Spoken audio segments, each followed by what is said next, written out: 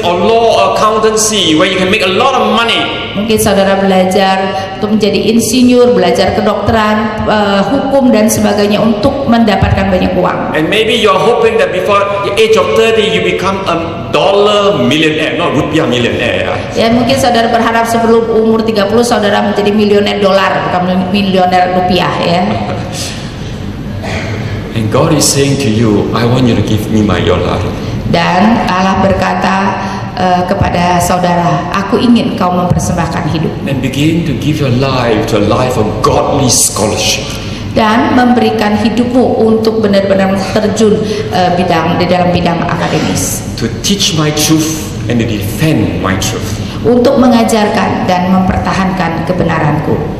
I'll leave that for you. Yes, because as this was part of yesterday's talk when we talk about Moses being called. Ya, jadi saya meminta saudara memikirkannya, dan itu adalah bagian sebenarnya seharusnya dari apa yang kita bicarakan kemarin, panggilan Tuhan terhadap Musa. Let me move on for today's passage in Exodus chapter 15. Sekarang kita akan masuk kepada perikop kita hari ini, Keluaran 15. You have been reading through the book of Exodus. Saudara sudah membaca kitab Keluaran.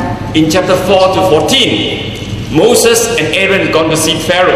Ya, di dalam pasal 4 sampai 14, Musa dan Harun pergi berhadapan dengan Firaun. But Pharaoh's heart was hardened.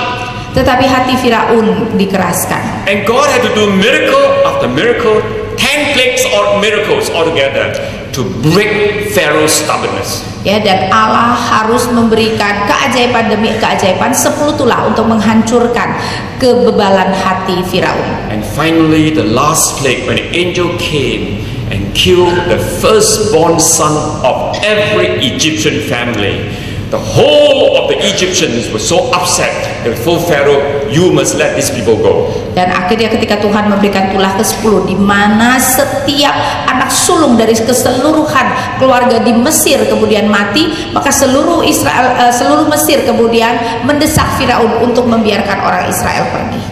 But even as they left, God protected the Israelites. At night with a pillar of fire, in the daytime a pillar of cloud. Tetapi walaupun mereka pergi, Allah masih melindungi Israel dan melindungi mereka dengan tiang api di malam hari dan tiang awan di pagi hari. And then He takes them through the Red Sea. Dan Dia kemudian membawa mereka melalui Laut Merah. And demonstrate His mighty power to deliver His people. Dan menunjukkan kuasanya yang begitu ajaib untuk menyelamatkan umatnya. And so in the end of chapter 14, in verse 30 and 31, please read. Sehingga kita melihat di dalam akhir pasal 14 ayat 30 dan 31, demikianlah pada hari itu Tuhan menyelamatkan orang Israel dari tangan orang Mesir, dan orang Israel melihat orang Mesir mati terhantar di pantai laut. Ketika dilihat oleh orang Israel betapa besar perbuatan yang dilakukan Tuhan terhadap orang Mesir, maka takutlah bangsa itu kepada Tuhan, dan mereka percaya kepada Tuhan dan kepada Musa hambanya itu. It tells us that Israel saw the great power of God. Menunjukkan kepada kita bahwa Israel melihat kuasa Tuhan yang begitu luar biasa. And they begin to learn to fear God and to obey Him. Dan mereka mulai belajar untuk menjadi takut akan Tuhan dan mentaatinya. And this brings us to Exodus 15, which ini membawa kita kepada Keluaran 15. And I'm going to go through that the hymn of praise with you.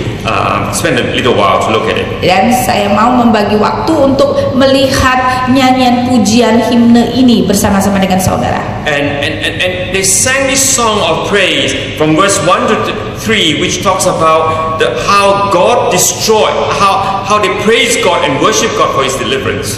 Ya, dan ayat 1 sampai 3 adalah mereka menyanyikan pujian ini untuk memuji Tuhan, bagaimana Tuhan telah menyelamatkan mereka. Now, because you already read for your quiet time, or you should have, we are not going to read through everything, alright? Ya, karena saudara seharusnya sudah membacanya untuk saat teduh saudara. Kita tidak akan membaca ayat demi ayat. But it begins by saying, I will sing to the Lord, for He has triumphed gloriously. Oh, is it verse 1? Verse 1, that's right. Ya, dikatakan, baiklah aku menyanyi bagi Tuhan sebab Ia tinggi luhur. And then he talks about how the horse and the army of Pharaoh was drowned in the sea. Dan dikatakan bahwa kuda dan tentara Firaun kemudian ditenggelamkan di laut. Then in verse 2, there are two phrases you need to note. Dan di ayat 2 ada dua ungkapan yang saudara perlu mengerti. It begins by saying, "The Lord is my strength, my song, and He's become my salvation." Dikatakan pertama-tama Tuhan itu kekuatanku dan mazmurku, Ia telah menjadi keselamatanku. So it affirms the fact that God is the one who gives us strength. God's the one who saves us. Dan itu menegaskan bahwa Allah lah yang memberikan kita kekuatan dan memberikan kita keselamatan. And Moses said, "This is my God." Dan kemudian Musa berkata, "Iya, Allahku." The next sentence says, "This is my father's God." Dan kemudian dia berkata, "Iya, Allah Bapakku." The God of Abraham, of Isaac, of Jacob. Allah Abraham, Ishak dan Yakub. Now, remember we talk about a covenant. Ya, ingat kita berbicara tentang perjanjian, Of how God called Israel into a covenant. di mana Allah memanggil Israel masuk ke dalam suatu perjanjian. And how He says, "I will be your God and you be my people." Dan bagaimana Tuhan berkata, "Aku akan menjadi Allahmu dan kau akan menjadi umatku." And it was a promise given to Abraham. Dan itu adalah janji yang diberikan kepada Abraham. But it was a promise given to every one of Abraham's descendants. Tetapi itu juga merupakan janji yang diberikan ke setiap keturunan Abraham.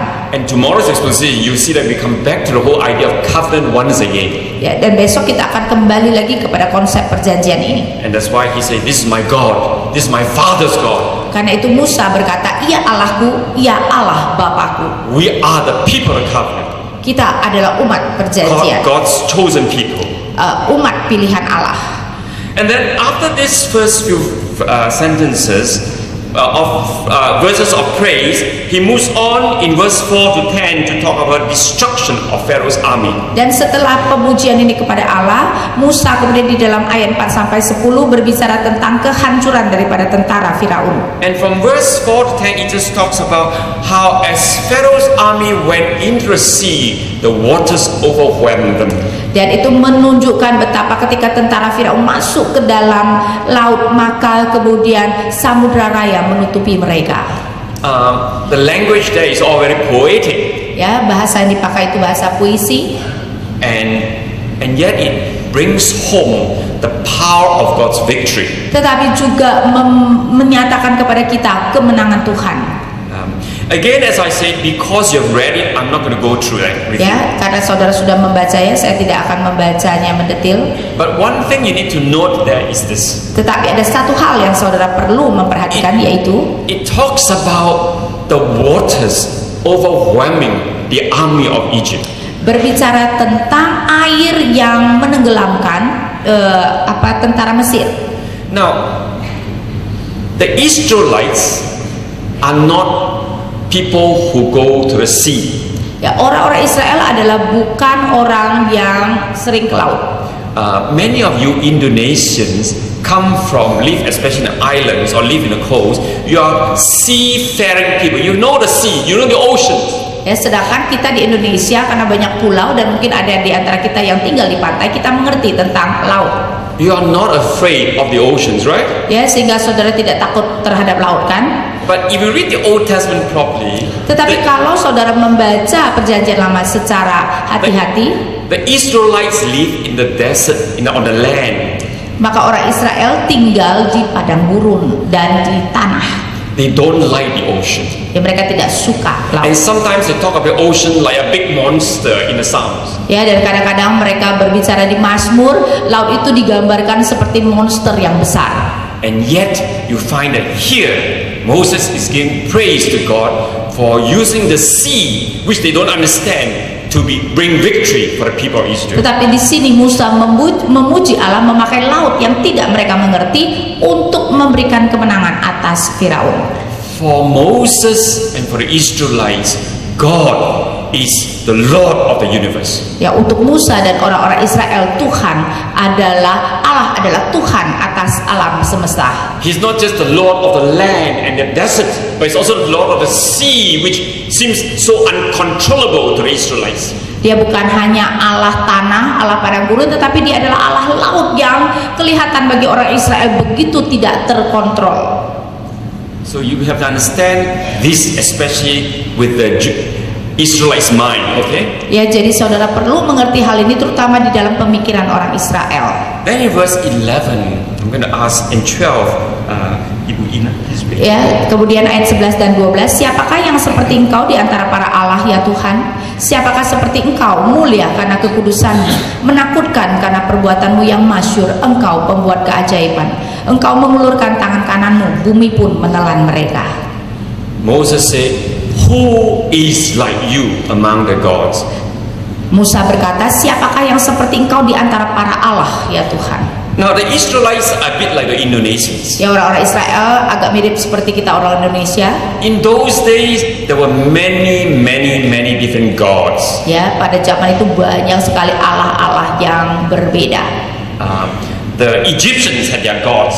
Orang-orang Mesir memiliki Allah-Allah mereka. The Canaanites had their gods. Orang-orang Kanaan memiliki Allah-Allah mereka. But who is the true God? Tetapi siapa Allah yang sejati? It's just like Indonesia, isn't it? The Hindus have their God, the Buddhists have God, and many different religions have their God. Ya, sama seperti Indonesia, orang Hindu ada Allah mereka, orang Buddha Allah mereka, dan agama lain Allah mereka. And it's against this context that Moses sees God's mighty action demonstrating His power. Dan di dalam konteks seperti itu Musa melihat bahwa tindakan ajaiban Tuhan menunjukkan kekuasaannya. Yahweh, Jehovah is the true God. Dia berkata bahwa Yahweh, Yehova adalah Allah yang sejati. Who is like you, Yahweh? Who is like you, O Lord? Dan berkata kemudian, siapa yang seperti engkau Tuhan? Siapa yang seperti engkau Yahweh? Nobody can compare with you. Tidak ada orang yang dapat dibandingkan dengan engkau. And it goes on to say, who is like you, majestic in holiness? Dan kemudian dikatakan, siapakah seperti engkau mulia karena kekudusanmu? Tomorrow we'll look at the word holy in a bit more detail. Besok kita akan melihat kata kudus dengan lebih mendetil. But at the heart of the word holy is the word to be separate, to be different. Tetapi inti dari kata kudus itu adalah pemisahan, untuk dipisahkan. And so when the Bible says majestic in holiness, your king, your kingship, your authority is totally different. Ya, ketika dikatakan mulia karena kekudusannya, maksudnya mulia dalam kekudusanmu, maksudnya adalah Tuhan sebagai raja itu adalah sesuatu yang berbeda dengan yang lain. Because you are the only true God. Dan sebagai Tuhan, ya, karena dialah, engkaulah satu-satunya Tuhan. Awesome in glorious day. Ya, mulia dan begitu mengagumkan. I'm not sure how the Indonesian Bible translates, but the word awesome is a very strong word. Di sini menakutkan karena perbuatanmu yang masyhur, ya. Di Indonesia it's scary, it says. Scary, yeah. Yeah. But it is a bit different from scary, because scary is a negative word, right? Ya, awesome sebenarnya agak berbeda, ya. Menakutkan itu rada negatif kan nuansanya. Yeah, you have to treat God with real respect. Ya, kita harus datang kepada Tuhan dengan rasa hormat yang sejati, dengan rasa hormat yang sejati. So there's a sense in which you need to fear Him. Karena itu ada nuansa kita seharusnya takut akan Dia. But you also know that He loves you. Tetapi kita juga tahu bahwa Allah mengasihi kita. So you know that you need to respect Him, and you cannot mind with Him. But at the same time, you know that He loves you. Ya, jadi kita tahu bahwa kita harus menghormati Allah, tidak boleh memandang remeh, main-main dengan Allah, tetapi pada saat yang sama kita mengerti Dia mengasihi kita. So the idea of awesome carries a sense of real deep-rooted respect and honor for the God. Ya, jadi perkataan awesome itu menunjukkan rasa kekaguman, penuh hormat yang mendalam yang kita berikan kepada Allah. So you respect the God because you know that He does wonders. Ya, dari kita mengagumi, menghormati Allah karena kita tahu bahwa Dia melakukan perbuatan-perbuatan ajaib yang masyhur. And He talks about in verse 12, you stretch our hands and all the enemies are swallowed up. Dan ayat 12, engkau mengulurkan tangan kananmu, bumi pun menelan mereka. Then in verse 13 to 18, it tells us about the impact, the psychological impact of that victory against the people who live in Canaan. Dan kemudian ayat 13 dan 14 menunjukkan pengaruh atau akibat secara psikologi terhadap orang-orang yang tinggal di Kanaan. Now, they have not gone into Canaan yet. They are about to go into Canaan. Ya, Israel belum masuk ke tanah Kanaan, mereka sedang menuju untuk masuk ke tanah Kanaan. There are those who oppose them, the Philistines, the Edomites, and so on.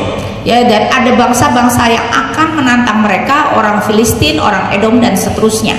But God's deliverance was so powerful that the news were being carried to Canaan. Tetapi keselamatan Allah itu begitu ajaibnya sehingga berita tentang ini telah masuk ke tanah Kanaan. And these verses talks about the impact it has got on those who live in Canaan. Dan ayat-ayat ini menunjukkan pengaruh dari perbuatan ajaib Tuhan terhadap orang-orang yang tinggal di Kanaan. And can I invite Ibu Ina, can you read verse 13 to 16? Saya membaca ayat 13 sampai 16. Dengan kasih setiamu engkau menuntun umat yang telah kau tebus, dengan kekuatanmu engkau membimbingnya ke tempat kediamannya yang kudus. Bangsa-bangsa yang mendengarnya mereka pun menggigil. Kegentaran menghinggapi penduduk tanah Filistin. Pada waktu itu gemparlah kepala kaum di Edom. Kedahsyatan menghinggapi orang-orang berkuasa di Moab. Semua penduduk tanah Kanaan gemetar. Ngeri dan takut menimpa mereka karena kebesaran tanganmu. Mereka kaku seperti batu sampai umatmu menyeberang, ya Tuhan, sampai umat yang kau peroleh menyeberang. It talks about the fact that when the Moabites, the Philistines, the Edomites hear the news, they will be frightened. Ya, itu berbicara tentang ketika orang-orang Moab, Edom, Filistin mendengarkan kabar itu, mereka akan menggigil dengan gemetar. It talks about the psychological impact of that victory on the enemies of God. Berbicara tentang akibat secara psikologis terhadap musuh-musuh ketika mereka mendengar hal ini. And then it goes on to verse 17. He Dan says, kemudian dilanjutkan ke ayat 17. God will take us, Israelites, you will bring us and plant us on your own holy mountain, referring to Zion. Dan di sini engkau membawa, bukan mereka seharusnya ya, engkau membawa kami, mencangkokkan kami di atas gunung milikmu sendiri. Taking them to Zion, where Jerusalem is. Ya, dan membawa mereka ke Sion. And then in verse 18 he talks about, and God will reign forever and ever. He's the one who exercises his kingly rule over the whole of history.